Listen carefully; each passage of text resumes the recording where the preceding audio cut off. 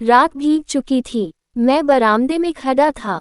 सामने अमीनुद्दौला पाक नींद में डूबा खड़ा था। सिर्फ एक औरत एक तकियादार वेचम पर बैठी हुई थी। पाक के बाहर सड़क के किनारे एक फकीर खड़ा राहगीरों को दुआएं दे रहा था। खुदा और रसूल का वास्ता, राम और भगवान का वास्ता, इस अंधे पर रहम करो। सड़क पर मोटरों और सवारियों का तांता बंद हो चुका था। इक्के दुक्के आदमी नजर आ जाते थे। फकीर की आवाज जो पहले कारखाने में तूती की आवाज थी अब खुले मैदान की बुलंद पुकार हो रही थी।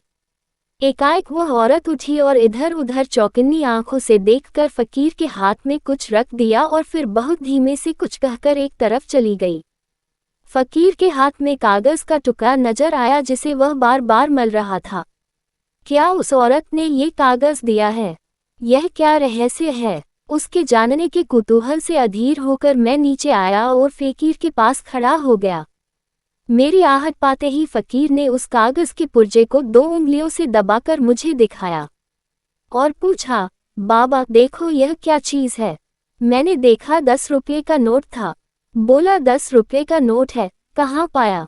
फकीर ने नोट को अपनी झोली में रखते हुए कहा, कोई खुदा की बंदी दे गई है।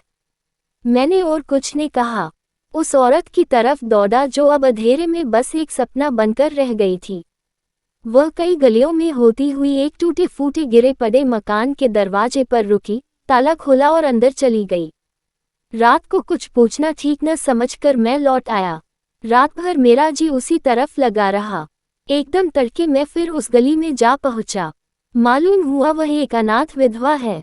मैंने दरवाजे पर जाकर पुकारा, देवी मैं तुम्हारे दर्शन करने आया हूँ। औरत बाहर निकल आई। गरीबी और बेकसी की जिंदा तस्वीर। मैंने हिचकते हुए कहा, रात आपने फकीर को? देवी ने बात काटते हुए कहा, अजी वह क्या बात थी? मुझे वह नोट पड़ा मिल गया था, मेरे किस काम का था? मैंने उस देवी के कदमों पर सिर झुका दिया।